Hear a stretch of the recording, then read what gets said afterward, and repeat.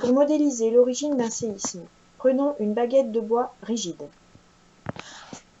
Nous allons soumettre cette baguette à des tensions aux deux extrémités. La baguette résiste dans un premier temps aux tensions en se déformant et en accumulant l'énergie que nous lui transmettons.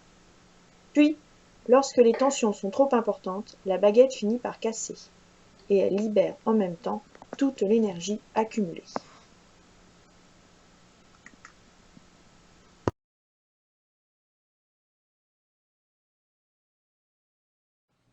Passons maintenant de la modélisation à la réalité. Les blocs de roche peuvent aussi être soumis à des tensions ou forces. Ces blocs de roche, tout comme la baguette, peuvent accumuler l'énergie et se déformer dans de certaines proportions. Mais lorsque les tensions ou les forces sont trop importantes, eh bien le bloc de roche se casse le long d'une faille et toute l'énergie qu'il aura alors accumulée jusqu'au moment de la rupture va se propager sous forme de vibrations appelées des ondes sismiques qui seront donc à l'origine des vibrations du sol en surface. Alors, où ont lieu ces tensions? Eh bien, avec ce deuxième document, on se rend compte que les tensions sont plus particulièrement importantes le long des failles. Effectivement, en vert, vous avez dans cette région d'Haïti la faille d'Henri-Quillot.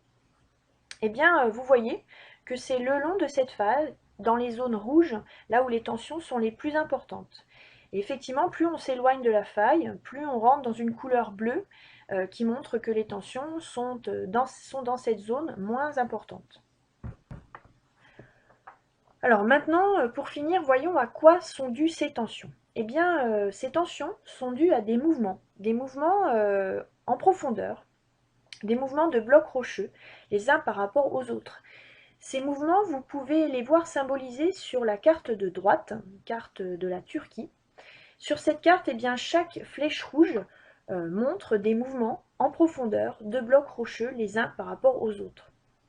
Et si vous comparez la carte de droite à la carte de gauche, eh bien, vous voyez que chaque mouvement rocheux peut être à l'origine de séismes qui sont symbolisés par les points violets. Donc les tensions que les blocs rocheux subissent sont bien dus à des mouvements de roches en profondeur.